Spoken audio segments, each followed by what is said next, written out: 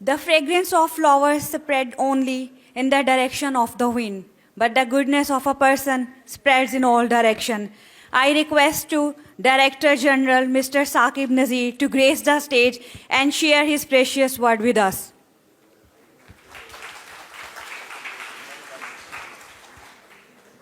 Auzubillahiminash-shaytanir-rajim. Bismillahir-rahmanir-rahim. Finally, it's my turn. And the final one. Well, thank you very much, everyone, for having made this possible. Without you, we wouldn't have done this, I think. Before I go ahead with my speech, I want you to share your honest opinions or feedback. How was it?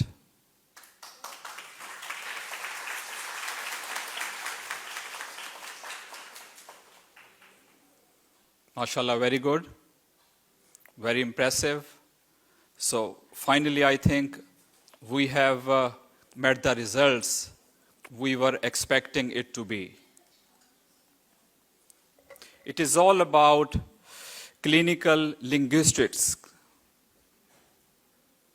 It is a relatively new discipline and emerging in a large part since the late 1970s. Clinical linguistics is a sub-discipline of applied linguistics involved in the description, analysis, and treatment of language disabilities. Now, coming back to the main topic, Alhamdulillah, I'm so grateful, extremely satisfied that we finally have organized the third International Symposium on Linguistics and Literature. Dr. Riaz Hussain Saab, he has worked at ISP 5 years back, though he stayed just for a year. Then obviously he had a better opportunity to choose from. He joined IUB, Islamia University. We have always been staying in touch with him. He came up with the idea last month and he shared right away with us, being a well-wisher of ISP, that he wants to organize a symposium, a conference at IUB. It was good of him. He took ISP as his second home, and he gave us the chance to be a part of this mutual effort. And when we agreed, when we said yes to him, then we initiated. And the first symposium was conducted a few days ago at IUB.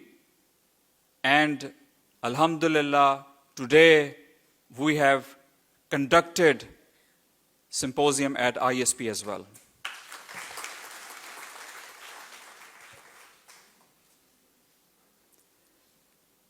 I always feel pride to say that we being ISP, we being a degree awarding institute, a chartered institute, we are considered to be number one in whole south of Punjab region. The reason, we must understand, and we should know this. Why do we call this? Why do we say every time that we are number one choice amongst students when it comes to higher education? Name any single privately managed institution or university across south of Punjab, I can assure you, having this big infrastructure, the facilities which are being provided at ISP,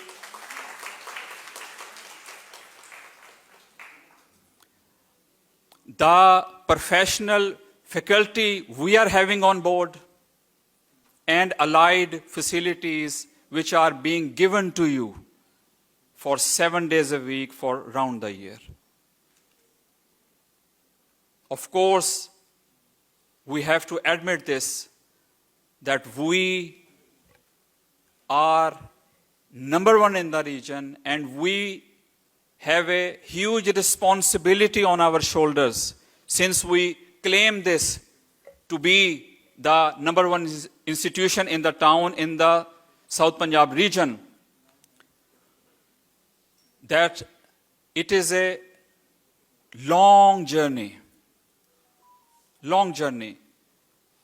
Universities or institutions are made to live forever. They are not gonna go away. Of course not.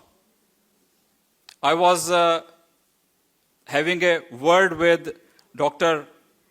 Ghalib Kartal, and I was telling him that in June I was in Scotland, England. I happened to be in one of the oldest city, St. Andrews, which is known as one of the leading medicine university, St. Andrews University. And it is very difficult as we consider KE, King Edward Medical College. It is very difficult to get admission into. In the similar way, it is quite difficult for the medicine students to get admission into St. Andrews University. And I think it is, when it comes to rating, it is probably the third or fourth highly ranked university in UK after Oxford and Cambridge. And I was there, luckily, with my family, and I was having a visit inside the university, though at that time they were having summer holidays. I had a look on the engraved nameplate of the university. If I'm not mistaken, if I'm not forgetting, the date which was seen by me at that time, it was founded in 14th century sometime. So just imagine the history of these advanced, developed nations. How far have they gone? And where we have left behind. I'm not feeling pleased saying this, that we still have a long way to go.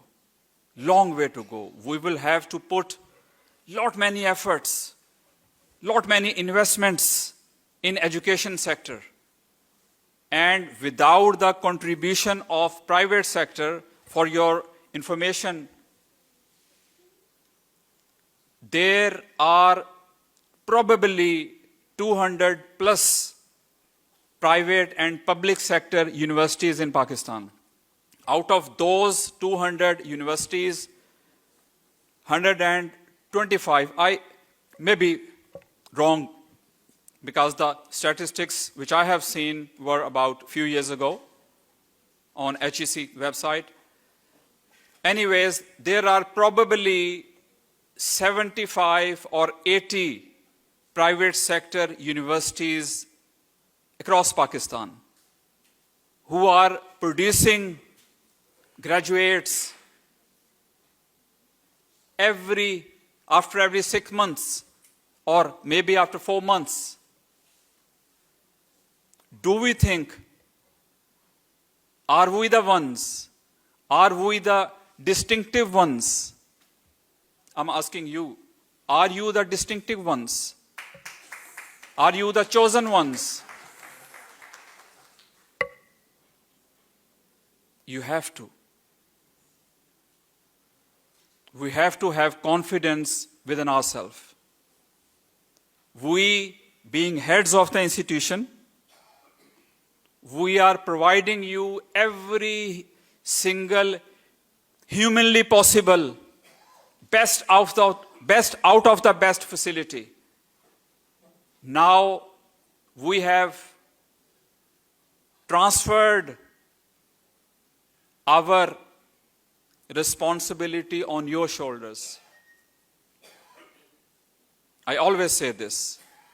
We might have played our part, having constructed this masterpiece, and we are still expanding. We are still buying adjacent lands, mango orchards around us. We are comprising of 40 or 45 acres of land today. And alhamdulillah, we are still buying every bit of land available to us. We are continuously in the process of buying. Why are we doing this? Because students have shown trust in us. Their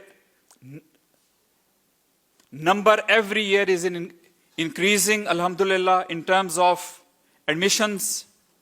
So we have to think for the years to come, for the next 5 years, for the next 10 years. If we wouldn't be doing this, if we would not be constructing more buildings in the coming years, how could we make you sit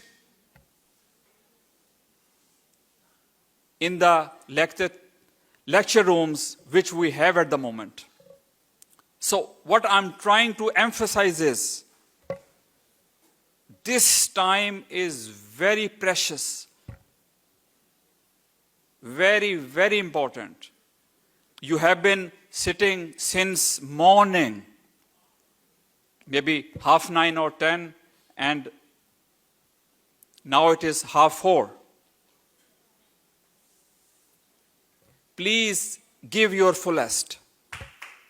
Give your fullest. I do not want time to be wasted by you in any way. No matter you have joined our institution for 2 years or 4 years course, time is flying like anything. Time has feathers which are unseen, but time is flying so quickly. Like you people are sitting opposite to me, I am recalling of the faces who have passed out, who have got extremely good jobs. Some of the graduates of ISP, they have managed to get jobs abroad out of the country. But let me assure you, let me tell you, they were the ones who studied well, who achieved high grades, most importantly, high grades. And let me share one more thing to you. When we come across thousands of applicants who are begging for couple of thousands salary which will be paid to them. When I take a look on the CVs, resumes, every single CV seems